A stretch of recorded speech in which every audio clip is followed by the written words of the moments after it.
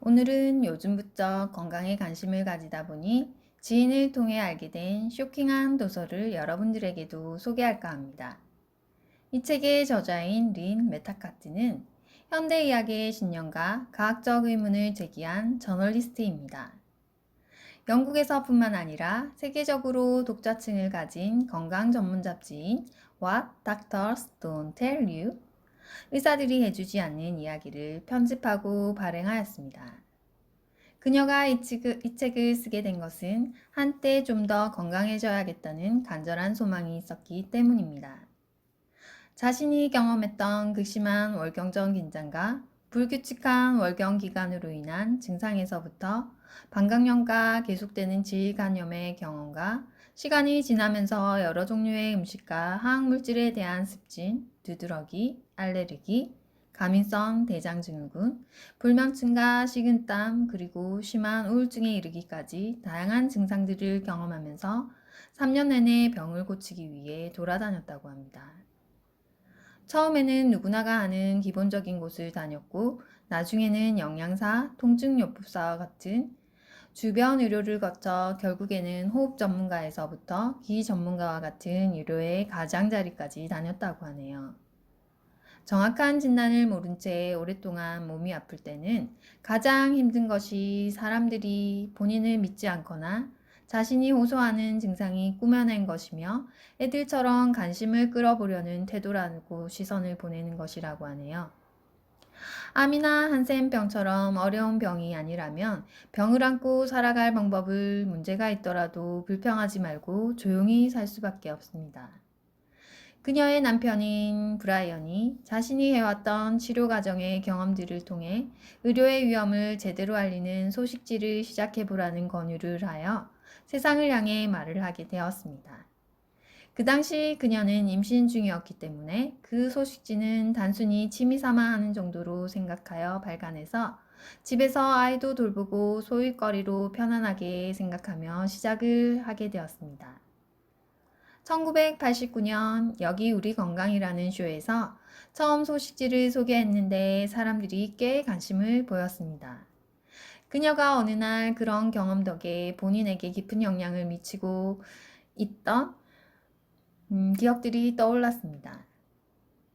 그녀가 뉴욕 신출내기 기자로 살다가 시카고 트리뷴 편집자로 자리를 옮겨 그곳에서 로버트 맨델존 박사를 만나게 되었습니다.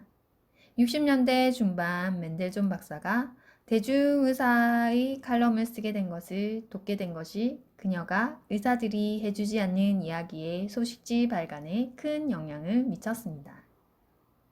소식지는 과학적으로 증명되지 않은 의료에 직접 경고를 하거나 덜 침습적인 시술을 앞장서서 시도하던 최고의 의사들 25명으로 자문단을 구성하게 되었습니다.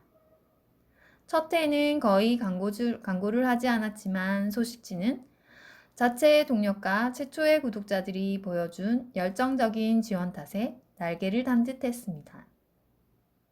1년이 지나자 구독자가 1000명에 달했고 지금은 영국과 미국을 비롯해 전 세계적으로 수천 명의 충성스러운 구독자가 생겨났습니다. 소식지에 힘을 실어주는 열정이 이 책에서 나오게 되었습니다. 그녀는 메일을 열 때마다 분노가 치밀어 올랐습니다. 매일 아침 여러 통의 파일을 열어보는데 거기에는 가슴을 아프게 하는 절망스러운 사람들의 이야기들이 들어있었습니다. 아이가 죽게 된 이야기나 치료 과정에서 남편이나 아내가 불구가 되고 꼼짝 못하게 되었다는 이야기들이 들어있었습니다.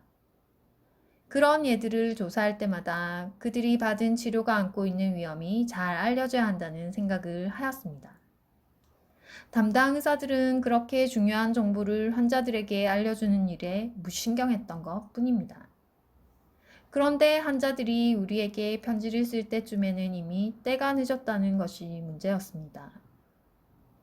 그녀가 이 책을 쓰게 된 이유는 아침마다 열어보는 메일에 그들의 이야기가 추가되지 않기를 바라기 때문입니다. 이 책이 어쩌면 여러분들을 더 불안하게 할지도 모릅니다.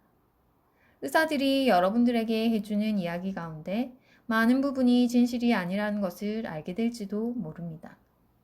언제 의사를 찾아야 하는지, 그리고 의사의 충고를 무시해도 좋은 때는 언제인지를 여러분들이 결정할 수 있도록 돕고 싶습니다. 그리고 많은 정보를 가지고 치료를 받을 수 있도록 돕고자 합니다. 여러분들이 불편한 치료나 위험한 처치, 실제로 환자가 되기 이전에 해를 끼칠 수 있는 예방이라는 이름 아래 불필요한 의료를 받지 않도록 이야기하고 싶습니다. 우리는 함께 이미 시행되고 있는 위험한 의료 행위를 바꾸는 것뿐만 아니라 입증되고 안전한 다른 진단 방법, 예방법이나 치료법을 발견해 나갈 수도 있을 것입니다. 여러분들이 그저 고분고분한 환자가 되지 않기 위해 무엇을 해야 하는지 알려주고 싶습니다. 의사들에게 질문을 하는 대신 순순히 명령을 따르기만 하는 그런 고분고분한 환자는 경우에 따라서 죽을 수도 있습니다. 이 책을 통해 여러분들은 대부분 닫혀 있었던 곳의 비밀을 들여다보게 될 것입니다. 의료 행위가 말해주는 것에 귀 기울일 수 있는 기회가 생길 것입니다. 그리고 당신을 담당한 의사의 벽장 안에 얼마나 터무니없는 이야기들이 있는지, 그리고 의료가 과학적 근거나 상식이 아니라 맹목적인 신념에 얼마나 의존하고 있는지를 알게 될 것입니다. 그렇게 되면 무조건 의사의 말을 따르는 것이 아니라 거짓 주술에서 벗어나 여러분 스스로 자신의 건강을 조절할 수 있게 될 것입니다. 현대의학에서 인간의 소외가 갈수록 심해지고 있습니다. 지금 새내기 의사들에게 청진기는 일종의 장식품일 뿐입니다. 젊은 의사들은 환자의 안색을 살피거나 폐음이나 장음을 듣거나 무릎 반사 등을 통해 질병을 진단하는 수련을 받아본 적이 없습니다. 환자의 증상을 자세히 물어보지 않으니 환자의 대답 속에 들어있는 중요한 질병 정보를 놓치기 일쑤입니다. 사람마다 병이 다르게 나타나는데 한 가지 틀에 맞추다 보니 오진도 많아집니다. 더 중요한 것은 환자와 인간적인 교감을 나눌 기회가 거의 사라지고 있다는 사실입니다. 이를 보완하기 위해선 환자를 각자 고유한 개인으로 진단하고 개개인에 맞는 처방을 내리는 전통의학의 관점을 배울 필요가 있습니다. 육체와 정신, 개인과 환경이 서로 분리될 수 없는 것으로 보고 전인적인 치료를 제공하는 보안의학의 장점을 현대의학에 접목시켜야 하는 것입니다. 현대의학이 인간의 수명을 획기적으로 늘리는데 가장 큰 공헌을 한 것은 움직일 수 없는 사실입니다.